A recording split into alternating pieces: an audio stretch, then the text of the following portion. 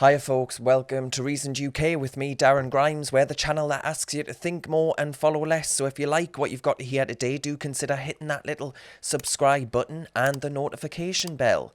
So, the Duke of Sussex has said in an interview that he didn't know unconscious race bias existed until he lived a day or a week in his wife Meghan's shoes. I'm sure the Duchess of Sussex, Meghan Markle's very expensive Manolo Blahniks made for very uncomfortable wearing for the prince. But has he stopped to think for a second about what he's actually saying? He's discussing walking in the shoes of one of the most privileged women in the world.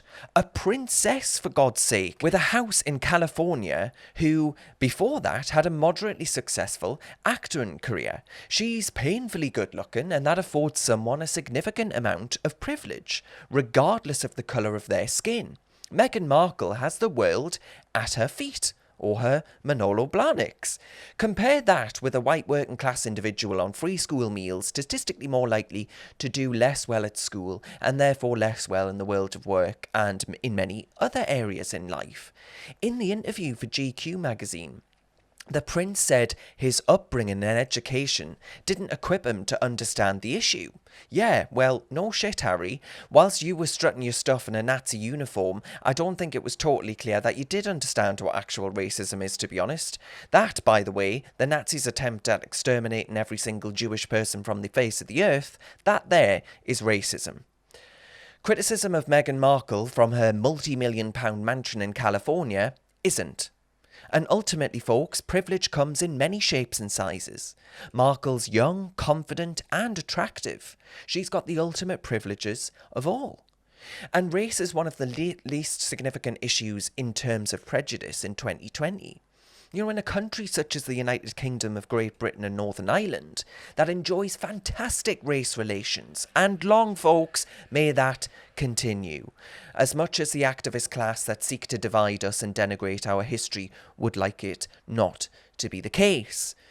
The ultimate privileges today include having two parents, wealth, good looks, good teachers that care, friends, confidence, being smart, funny, and growing up in a good and safe town or village with transport infrastructure.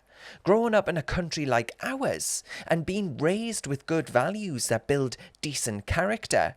These are privileges in 2020. Perceived privilege, folks, is ultimately a nonsense, and bias is about that privilege. Someone that's inherited millions of pounds may well have a life that's absolute hell.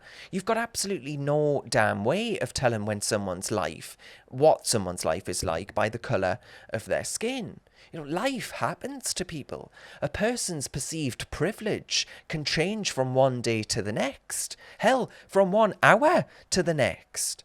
So I don't know about you folks, but forgive me if I don't wallow over Meghan Markle's suffering. A woman who left her duties here in the UK, she found them all too hard and stressful, having tea and cakes at charity events here in the United Kingdom as a princess, and decided to take up a Netflix deal from a mansion in California to seek a more private life, whilst also giving interviews to the press every single damn week. I reckon Meghan Markle's going to be just fine. So, Prince Harry, maybe it's time to take off Meghan Markle's Manolo Blahniks that have made you consider your privilege and consider the lads that you served with in the military the next time you want to lecture all of us about unconscious biases and privileges. I'm Darren Grimes for Reasoned UK.